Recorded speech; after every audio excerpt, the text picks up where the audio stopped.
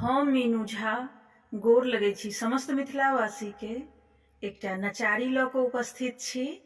आशा करै छी अपने लोकनि के नीक लागत। धन्यवाद। जय मिथिला, जय मैथिली।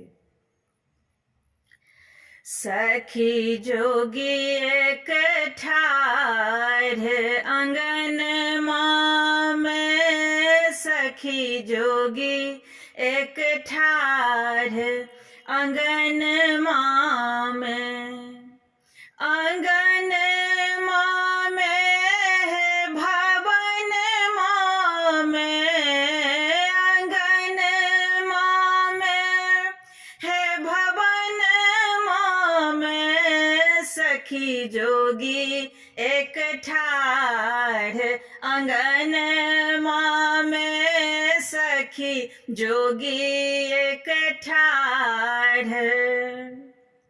साँप ही साँप बाम दहिन छल, साँप ही साँप बाम दहिन छल, चित्र विचित्र बसनमा में, चित्र विचित्र बसनमा में, सखी जोगी एक ठाढ़ आंगनमा में, सखी जोगी एक ठाढ़ आंगनमा में।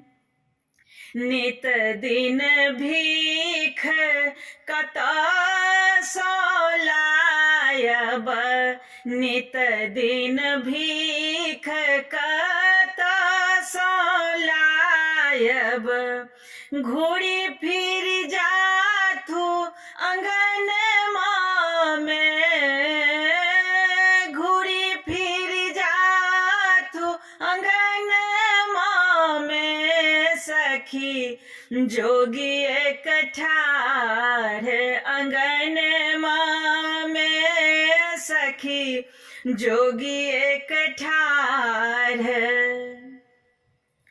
भीखो ने लई जोगी घूरियो ने जाइ छै, भीखो ने लै छै जोगी घूरियो ने जाइ छै, गौरी है निकलू आंगनमा में,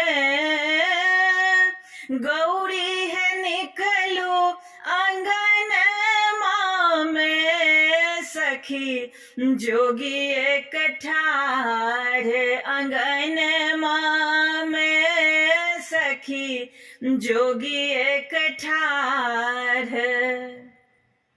भनहि विद्यापति सुनु है मनाइन, भनहि विद्यापति सुनु है मनाइन, शिव सन दानी के भुवनमा में,